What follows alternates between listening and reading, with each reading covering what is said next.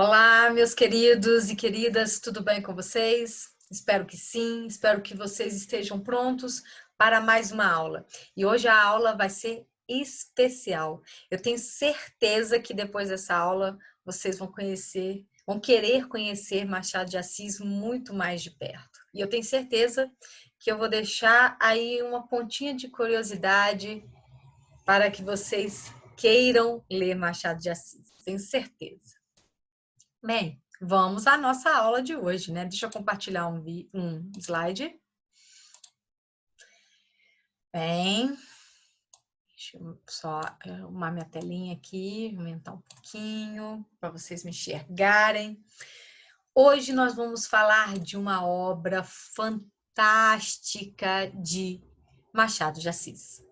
Na aula passada, falamos um pouquinho das características do período realista, falamos um pouquinho das características do Machado de Assis, e eu quero aprofundar essas características agora com os textos e com obras que nós vamos conhecer. Tá legal? Vamos só lembrar um pouquinho.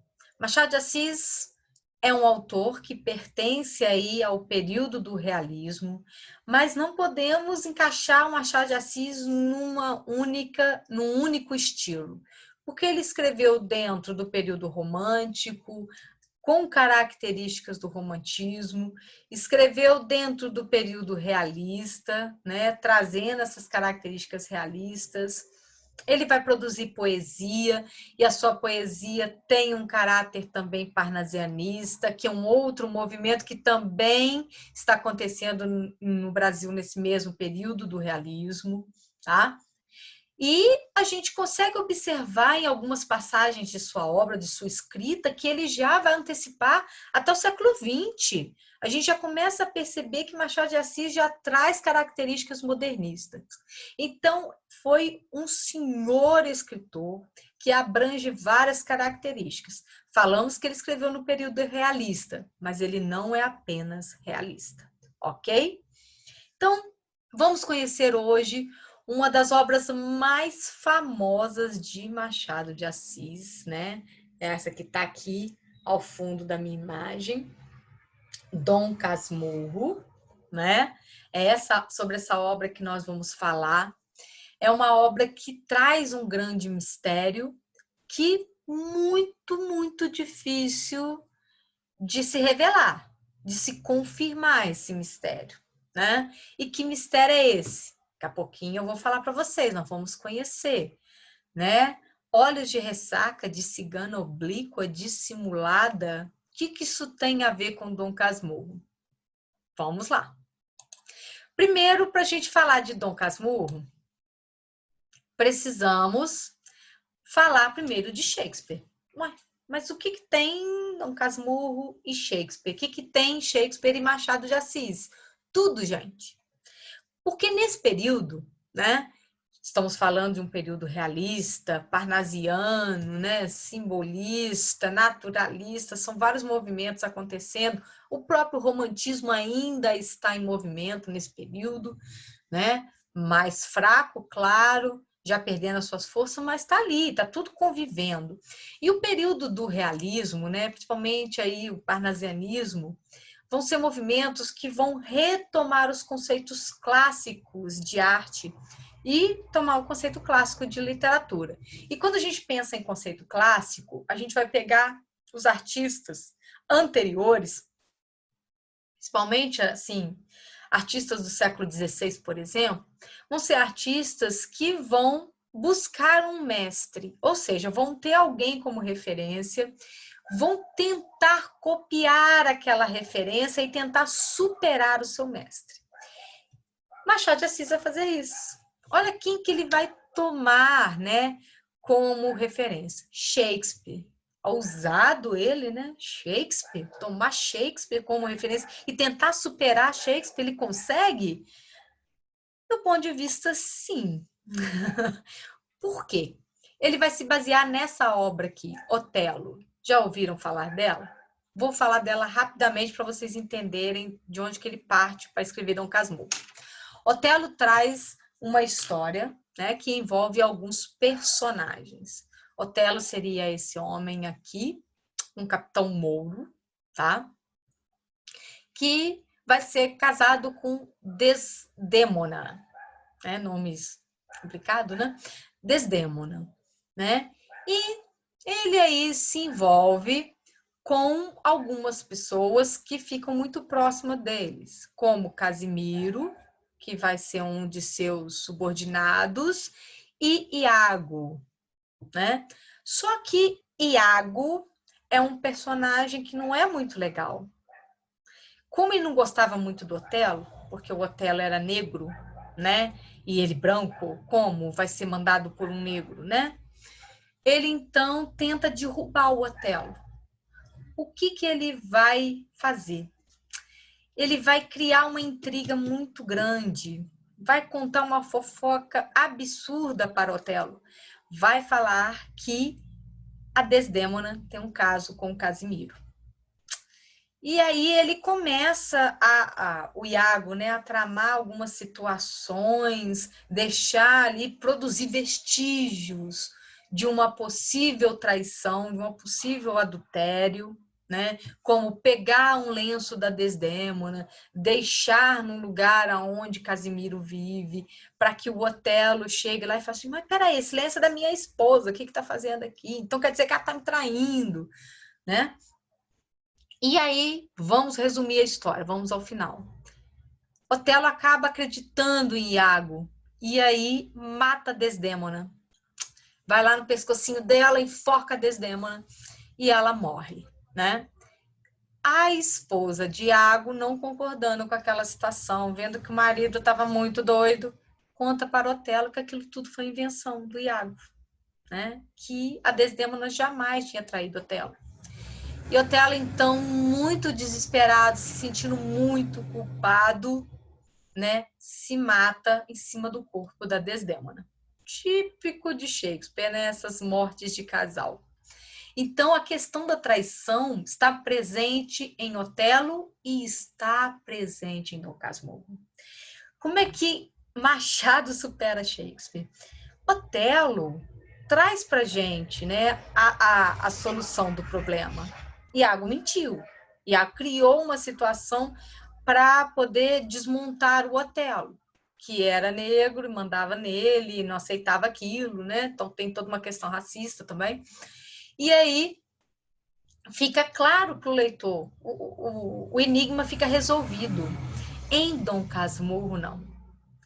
Em Dom Casmurro cria-se um mistério, um enigma que a gente não consegue resolver. Por isso que Machado de Assis é tão, tão maravilhoso nessa obra. Vamos falar mais um pouquinho, né? Eu vou falar um pouquinho da estrutura da obra, um pouquinho sobre os personagens, e aí eu faço um resumo da obra para vocês de Dom Casmurro, ok? Como é que Dom Casmurro é estruturado? É uma obra dividida em 148 capítulos. Aí vocês vão falar, nossa, 148 capítulos? É muito capítulo, então o livro deve ser dessa grossura. Não, não é um livro tão extenso assim, não. Por quê? Machado de Assis já traz uma inovação, que são de capítulos curtos. Existem capítulos na obra de Machado de Assis que às vezes é meia página, né? Às vezes é um parágrafo.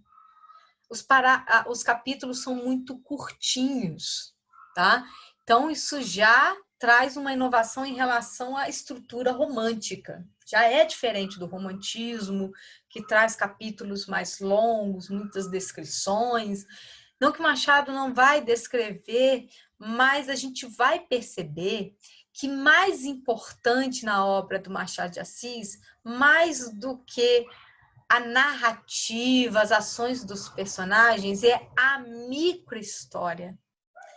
É o que passa na cabeça de cada personagem. Não a narrativa em si, não as ações, mas sim a conduta de cada personagem. Então, é nos detalhes que mora Machado de Assis. Por isso que não é uma leitura tão simples, tá? Realmente é um autor para quando a gente tem maturidade para a leitura, tá? Por isso que muita gente pega Machado de Assis, lê e fala assim, nossa, é muito chato. Não é. Machado de Assis é Maravilhoso. Vocês vão ver comigo, olha só. A ação da história, né? Vai predominar uma narrativa psicológica. Por quê? O que vem a ser uma narrativa psicológica? É que traz esse pensamento profundo do personagem. A história vai se formando, vai se constituindo conforme as memórias vão chegando à cabeça do narrador e conforme ele vai refletindo sobre tudo o que está acontecendo. Isso faz com que a narrativa seja psicológica. E o que é uma narrativa digressiva? Aí tem um outro fator que diferencia Machado de Assis de qualquer outro autor realista. Faz o Machado de Assis ser muito grande, gente. O que é uma narrativa digressiva? O que é a digressão? É uma narrativa que há interrupções o tempo inteiro. O narrador ele vai conversar com o leitor, convoca o leitor para o texto o tempo inteiro.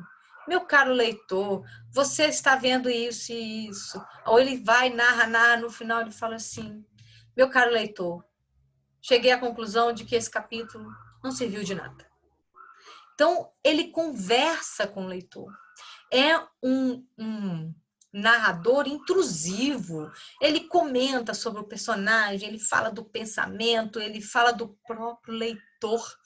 Olha só o quanto que é diferente, né, do que foi anteriormente, do que foi, né, o romantismo. Foco narrativo. No caso de Dom Casmurro, eu vou ter uma narração feita em primeira pessoa. Isso aqui é muito importante de marcar, porque eu vou ter uma história contada pelo personagem. Eu não tenho uma história contada por um terceiro que viu a história de fora e está contando para a gente. Não. Eu estou vendo a história sendo contada por um participante dela. E aí a gente tem Bento Santiago. Bento Santiago é quem vai nos contar a história. Bento Santiago que vai ser o Dom Casmurro, tá? Bento Santiago é que nos conta essa história. Então, vamos falar rapidamente. Bento Santiago era advogado. Então, olha só. Então, vai ser alguém que vai pensar em argumentos. O advogado é aquele que vai defender ou vai acusar. Tem habilidade para isso. O que será que ele vai fazer no texto? Né? Então, isso tudo são detalhes. Está vendo que na micro história que mora o Machado, poderia ser considerado uma possível biografia do narrador. Sim, porque o Bentinho ele vai começar o livro narrando, falando que ele está construindo uma nova casa, né? Engenho Novo, para reconstruir algo muito parecido com o que ele tinha em Matacavalos. Aqui a sua infância, aqui sua velhice. Então, ele está tentando unir as duas pontas da vida. Então, ele vai contar a sua história para tentar entender o que aconteceu nesse caminho todo, nesse percurso todo, de Matacavalos até Engenho Novo, tá? Então, o espaço narrativo é esse aqui, Rio de Janeiro. As histórias de Machado de Assis sempre se passam no estado do Rio de Janeiro, ok? Não se passa fora dela. Reconstrução de uma casa para entender o passado. Como eu disse, vai tentar construir aqui para tentar unir as pontas. O tempo. O tempo é cronológico. Apesar de já começar com o Machado mais velho, tá? Desculpa, Machado não, Bento. O Bentinho mais velho, já um homem aí quase 60 anos, tentando construir a narrativa da sua vida para entender o que aconteceu e como ele chega em tal situação que ele estava naquele momento, tá? Então, há um momento aí psicológico, mas a narrativa se dá de forma cronológica. Vai ser dividida em uns momentos importantes. A infância com Capitu. Então, Bentinho vai ter uma infância com Capitu. Capitu é a outra personagem que está presente na obra. Capitu vai ser a esposa de Bentinho. Ah, ó, vamos começar a ligar aí, né? Otelo, Dom Casmurro. Ida de Bentinho para um seminário, Então, a gente vai ter um primeiro momento, uma narrativa da infância de Capitu e Bentinho. Depois, o Bentinho indo parar num seminário, tem esse período dele no seminário. E depois, o casamento entre Bentinho e Capitu. Separação dos dois e a morte de Capitu e Ezequiel. Nossa, Tati, já deu um spoiler? Sim, não vai ter como eu não dar esse spoiler, tá? Ezequiel vai ser filho do casal. Então, por isso que ele está tentando recontar para saber o que aconteceu no meio do caminho. Características de Bentinho. Mostra-se alguém egocêntrico. Bentinho é demais egocêntrico. O mundo gira em torno dele. Ele é o cara, tá? Extremamente mimado, dependente da mãe. Só para vocês terem uma ideia, quando a primeira vez que ele sai de matar cavalo, quando ele casa com Capitu, ele vai morar no bairro da Glória. E o nome da mãe é qual? Só dou uma chance? Glória. Né? Olha só como é que ele não consegue se desvencilhar da mãe. Um cara de pouquíssima iniciativa. A gente vai ver que o Bentinho é bobinho demais, trouxa, burrinho, tá? Lembra daquelas características que eu falei dos personagens masculinos e femininos? E quanto a Capitu, ó, é muito à frente de Bentinho. Vai se tornar amigo de Escobar, é um amigo que ele vai conhecer no seminário. Extremamente ciumento, muito, muito ciumento, tá? Capitu. Capitu tem o nome de Capitolina no texto, esse é o nome dela, mas ela ganha esse apelido de Capitu. Capitu é uma menina que não tinha condições financeiras boas, não, tá? Era uma menina pobre. Já o Bentinho vem de uma família rica, aristocrata, tanto que ele vai estudar direito em São Paulo.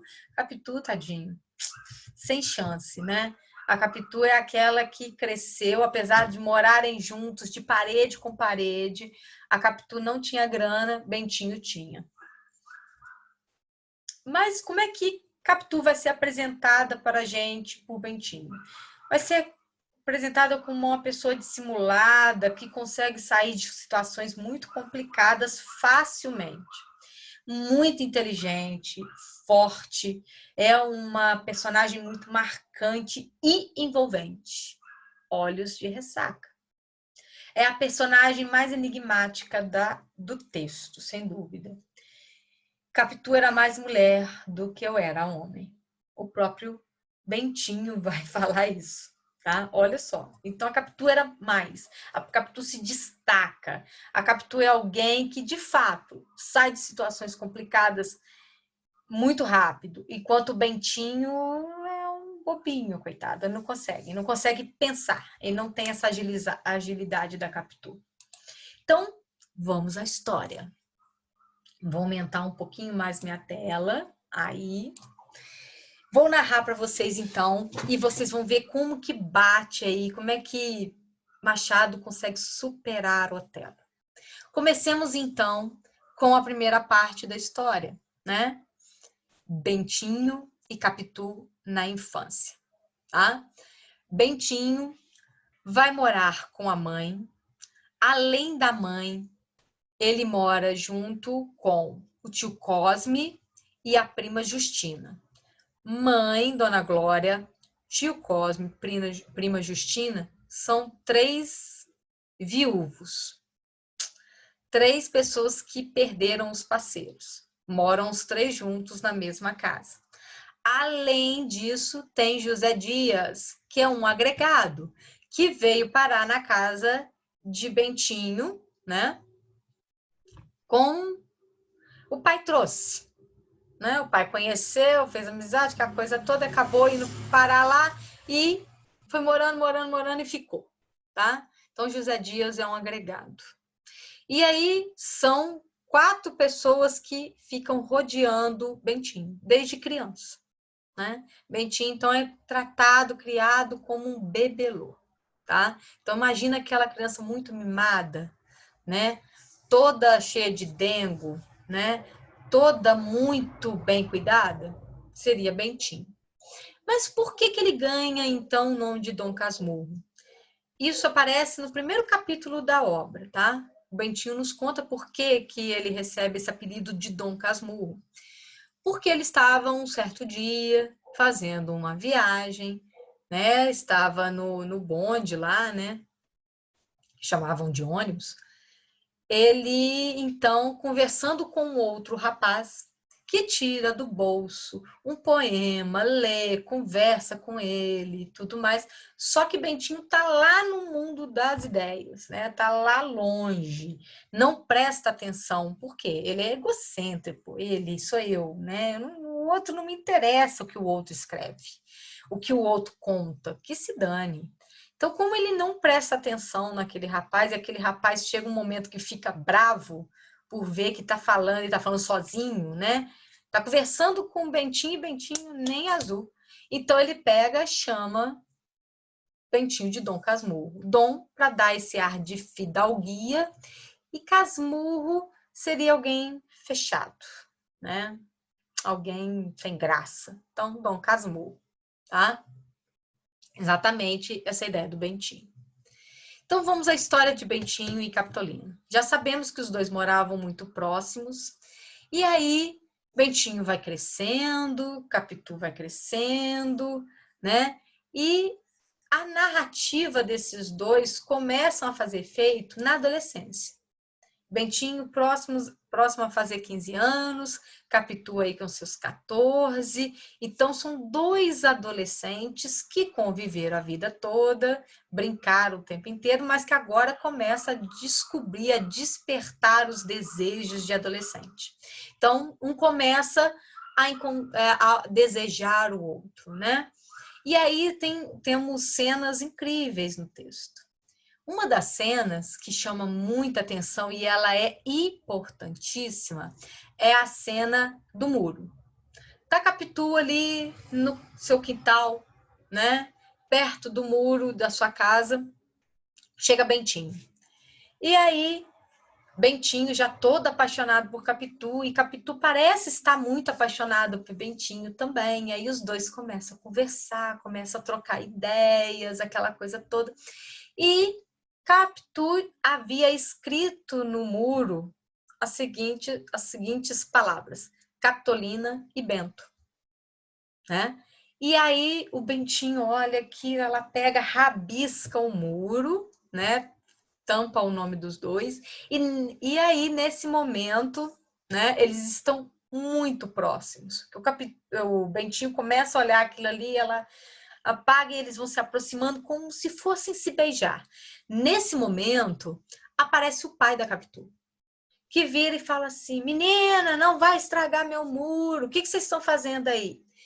E aí, como eles estavam muito próximos, a Capitu na mesma hora vira e fala assim: nossa, pai, estamos brincando de sério. Serinho, né? Um de ficar olhando para a cara do outro sem rir. E aí o pai olha, fala, brincando de sério? Ela é, pai, estamos brincando de sério. O problema é que o Bentinho ri à toa. Olha só. Aí ela vai e chega o rosto bem perto do rosto dele, porque foi assim que o pai pegou os dois, né? Um olhando para o outro, quase no momento do beijo. E aí a Capitu, então, chega perto do rosto do Bentinho, olha ali para o Bentinho, assim, fica encarando o Bentinho fica sério, o Bentinho não ri. E aí ela vira e fala assim: ah, pai, ele não tá rindo também, né? Porque só o senhor tá aqui, é só por causa disso. Olha só, é colocado um feitiço em Capitu nesse momento. A dissimulada, aquela que sabe mentir, aquela que sabe sair de situações complicadas, porque o Bentinho ficou ali olhando para a cara do pai assustado, sem saber o que fazer. Ele não entrou na brincadeira, né? Ele devia ter olhado para Capitu e ter rido. Não, né? A Capitu a mesma hora dissimulou toda a situação. Então, olha só o que o Machado traz para gente, né? Ó, as personagens se montando. Então, se o leitor é desatento, ele passa por essa cena sem perceber, né? Mas ali está lançado o feitiço de Capitu. A Capitu dissimulada. A Capitu que sabe mentir. A Capitu que sabe sair de confusões, de situações complicadas. E aí o pai vira e fala assim, vocês são duas crianças bobinhas mesmo, mas cuidado com o meu muro, hein? E vai embora, tá? E aí, depois, Capitu e Bentinho vão se encontrando, eles vão se declarando um para o outro, amor para cá, amor para lá. E aí, um belo dia, numa conversa dentro de casa, José Dias, o agregado, vira para a dona Glória, mãe do Bentinho, e lembra ela de sua promessa. Que promessa é essa, gente? Bem, dona Glória não conseguia engravidar, né? Todas as tentativas foram fracassadas. Ela teve vários abortos. E aí, então, ela faz um juramento que se ela tivesse um filho, e principalmente se esse filho fosse homem, ela mandaria, se essa criança vingasse, ela, assim que ela crescesse, que a criança crescesse, ela mandaria essa criança para o seminário. E aí, então, o José Dias lembrou ela dessa promessa.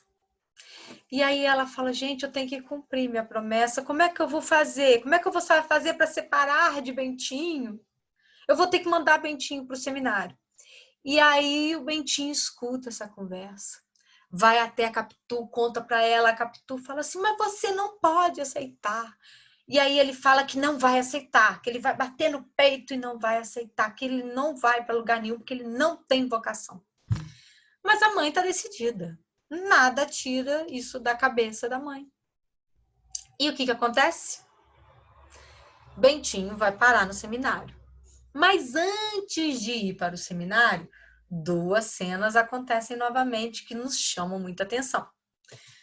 Uma delas é a chegada de Bentinho ao quarto de Capitu, né?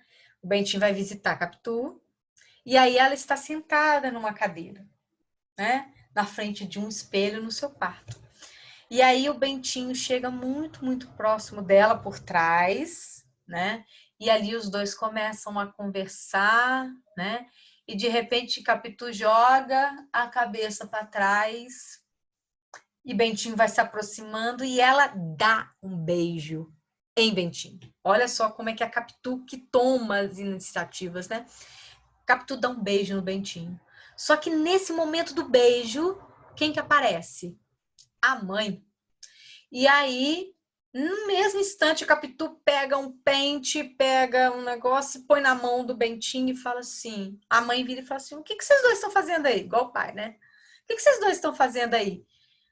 Aí a Capitu na mesma hora, mãe, se você não imagina o que o Bentinho veio fazer aqui. Segundo ele, agora ele é cabeleireiro. Ele veio aqui fazer um penteado nos meus cabelos.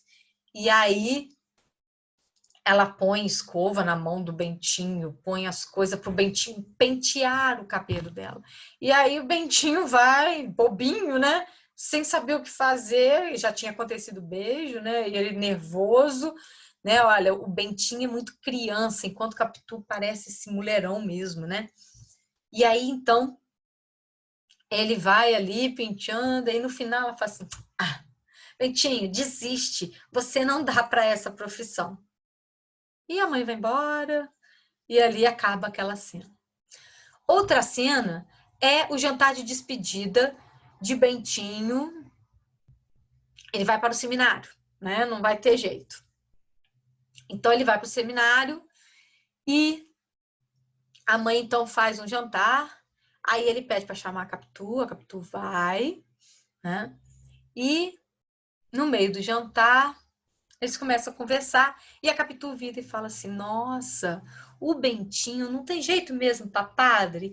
Olha só, eu acho que ele vai para o lugar certo, né? Olha só como que todo momento ela vai dissimulando situações, né? Ela vai contornando as situações. Isso é uma narrativa de Bentinho, é assim que ele nos apresenta, Capitu. Em todo momento ele joga um veneno. Lembra? Ele é advogado. Ele vai defender a sua causa. E parece que todo momento ele vai jogando, né? É um veneno na Capitu. Bem, Bentinho vai para o seminário, vai ficar lá, e lá ele conhece, então, Escobar. Escobar é um rapaz, né, com quem Bentinho vai ter uma grande amizade. Vai fazer uma amizade muito profunda, permanente. E o Escobar também não dava para padre, né? Nenhum dos dois.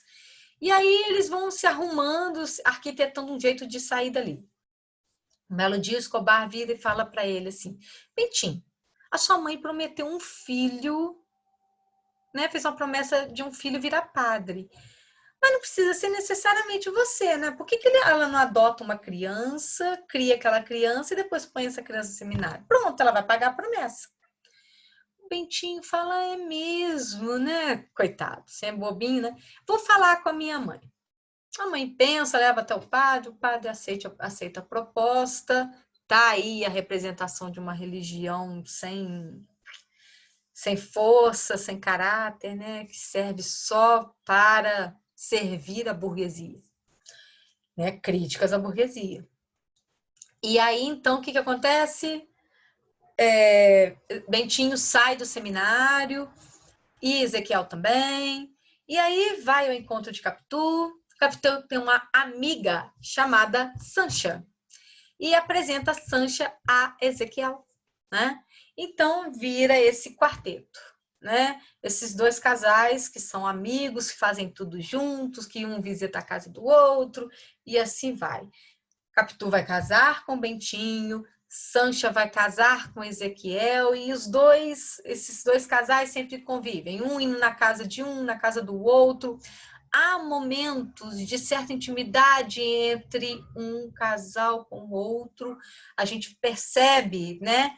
Às vezes, o Bentinho muito próximo de Sancha, né? Ele narra alguns episódios em que ele se aproxima demais de Sancha, outros episódios em que Ezequiel se aproxima, que Escobar aproxima-se demais de Capitu.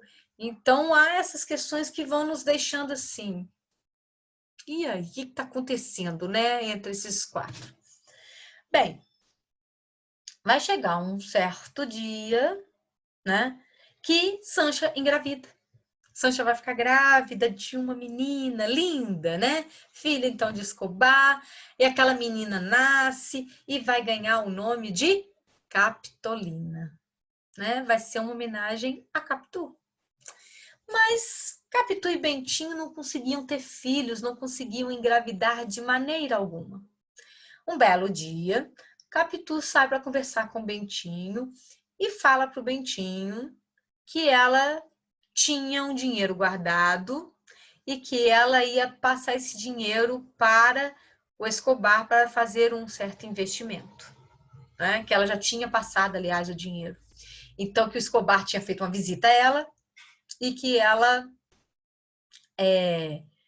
tinha passado esse dinheiro, tinha feito um certo investimento. Né? Que investimento é esse? Bem, passado um tempo, Capitu parece grávida, né? Aquilo começa a deixar Bentinho meio esquisito. Eu falei assim, mas como, né? A gente não consegue ter filho, Ezequiel vai uma tarde na minha casa, minha mulher parece grávida, tem coisa errada nisso aí.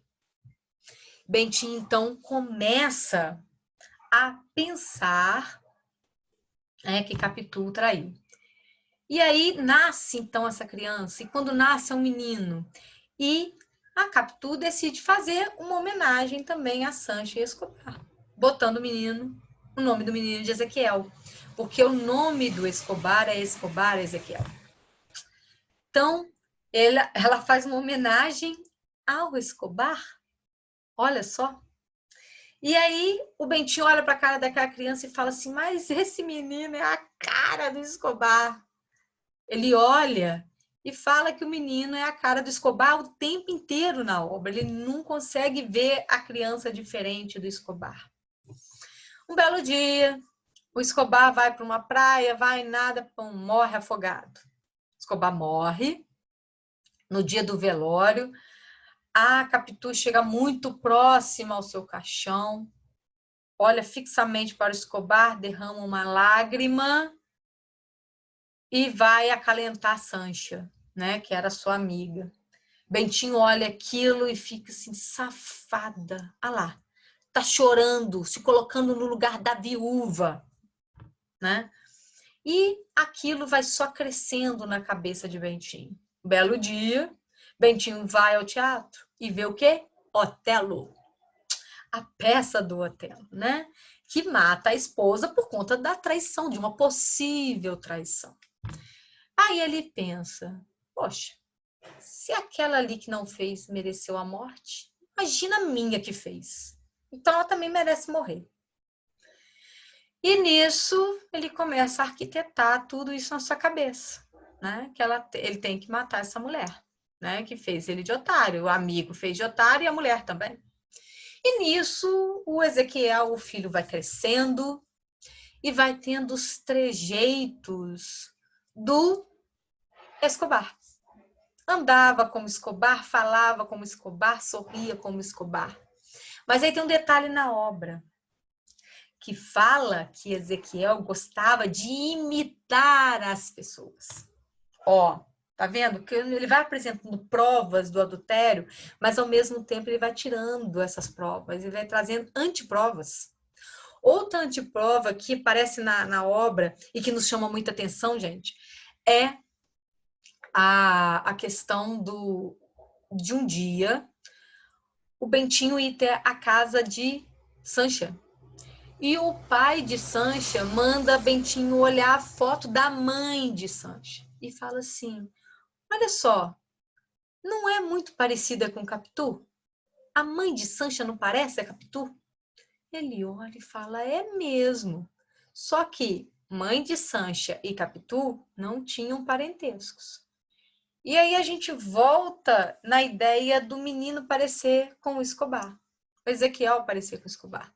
Se Capitu parece com mãe de Sancha sem ter nenhum parentesco, por que não o Ezequiel parecer com o Escobar também sem nenhum parentesco? Né? E assim vai. Bem, para a gente chegar ao final da história, para vocês, nesse vídeo já está ficando enorme. O Bentinho, né? Então, tem na sua cabeça que a Capitu traiu. Ele manda a Capitu embora, leva a Capitu para a Europa, junto com Ezequiel, deixa a Capitu lá. A Capitu vai morrer por lá, né? Vai pegar uma doença, vai ter uma doença e vai morrer lá. E aí volta Ezequiel já um rapaz adulto. E assim que ele chega, ele vai atrás do pai. Batendo na porta do pai, o Bentinho abre a porta e dá de cara ali com o Ezequiel, e aí ele quase cai duro para trás, porque ao invés dele ver o Ezequiel, ele vê o Escobar, né? E ali, então, o filho volta, mas não consegue ter nenhuma relação com o pai, e acaba Ezequiel também morrendo, pega uma doença também e morre. Final, Bentinho fica sozinho. Então ele está tentando unir, atar as pontas para tentar entender o que aconteceu. E a gente não consegue, de maneira alguma, provar que a Capitu traiu ou não traiu o Bentinho, né? Então, tem muitas coisas no livro que devem ser lidas e observadas com muita atenção. O nome dos personagens: Bento Santiago. Bento, alguém bento, sagrado, né? Capitulina, capeta, mal, né? Ó, Bento e capeta. Santiago, Santiago, Iago, aquele Iago lá do Otelo que falou a mentira, tá no nome de Bentinho, né? Será que ele não incorpora essa figura de Iago também, né? Será que não é tudo uma doideira da cabeça de Bentinho? Bem, pessoal, leiam a história para descobrir, tá? Espero que vocês tenham gostado. Eu sou fanática nesse livro, acho ele muito, muito maravilhoso. Mas leiam. Espero que tenham despertado interesse em vocês, tá? E vejo vocês na nossa próxima aula. Até mais, gente. Tchau, tchau.